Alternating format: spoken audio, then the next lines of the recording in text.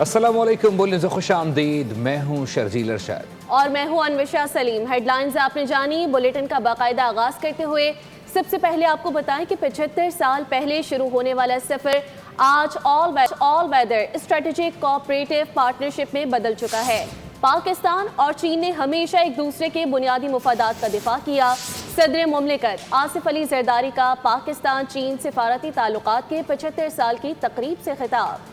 کہا کہ چین کے ساتھ دوستی پاکستان کی خارجہ پالیسی کا بنیادی ستون ہے۔ دو طرفہ تعلقات کو عوامی، سیاسی اور ادارہ جاتی حمایت حاصل ہے۔ صدر شی جن پنگ کی قیادت نے تعلقات کو بے مثال بلندیوں تک پہنچا دیا ہے۔ China is the cornerstone of Pakistan's foreign policy, which enjoys total public, political, institutional support in Pakistan. Thus, the relationship has enjoyed continuity across generations and governments. President Xi's visionary leadership and steadfast commitments have played a role in elevating Pakistan-China relations to greater heights. President Xi's initiatives and support for a deeper bilateral cooperation have opened new avenues of shared prosperity and regional stability. دنیا میں منفرد مثال پاکستان چین دوستی وقت کی ہر آزمائش پر پوری اتری ہے۔ چین ہر مشکل وقت میں پاکستان کے ساتھ چٹان کی طرح کھڑا رہا۔ صدر شی جن پنگ، وزیر اعظم لی چانگ اور چینی قیادت کو خوشی کے موقع پر مبارکباد پیش کرتا ہوں۔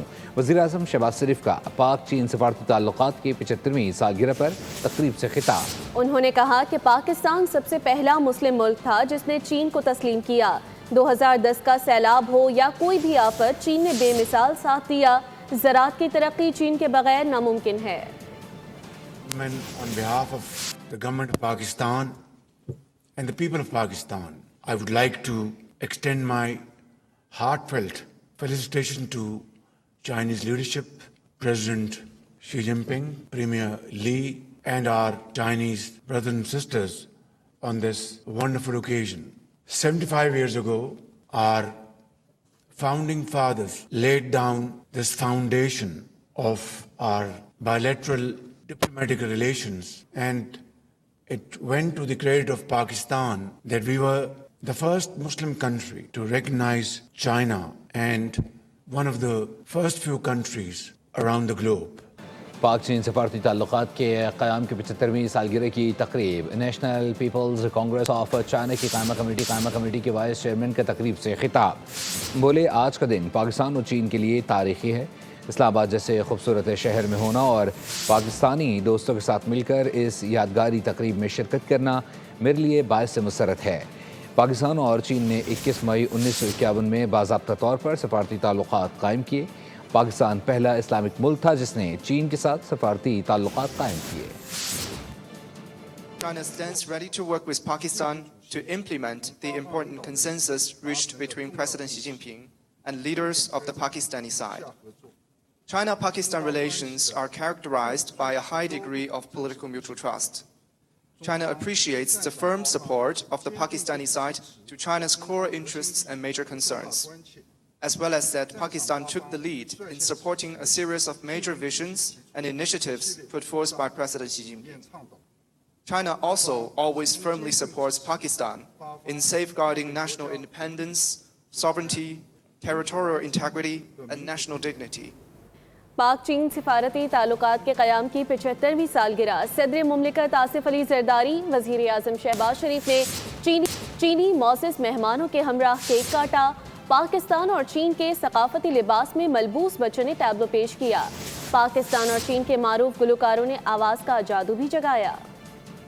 Minister, for the cake cutting ceremony, I request all the distinguished guests to join the cake cutting ceremony. 75 years of Pakistan-China friendship.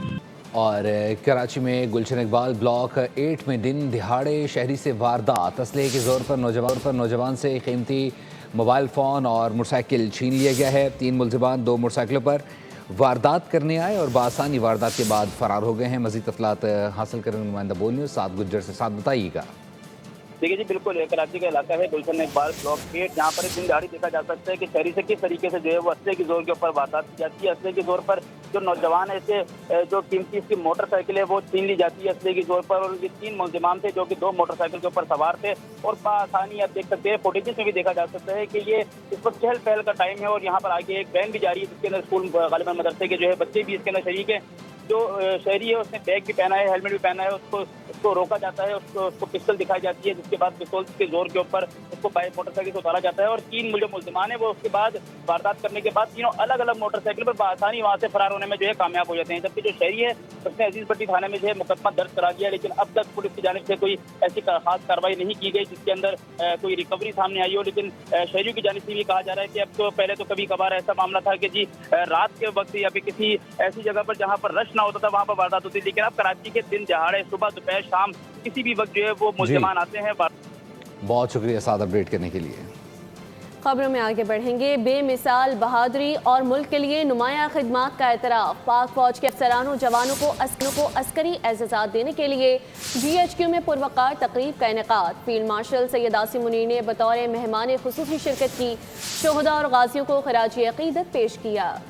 पायदार अमनो इस्तेहकाम के हुसूल तक दहशतगर्दी के खिलाफ जंग पूरे कौमी अज़्म के साथ जारी रहेगी।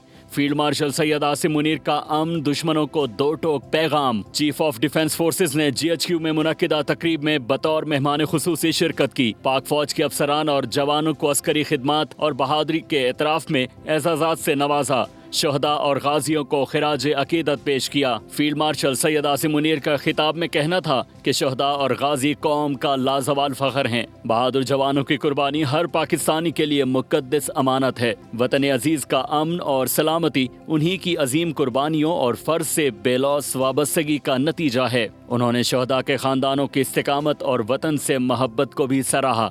ISPR के मुताबिक तकरीब के दौरान 50 सितारा इम्तियाज मिलिट्री और 12 तमग़े बसालत अता किए गए।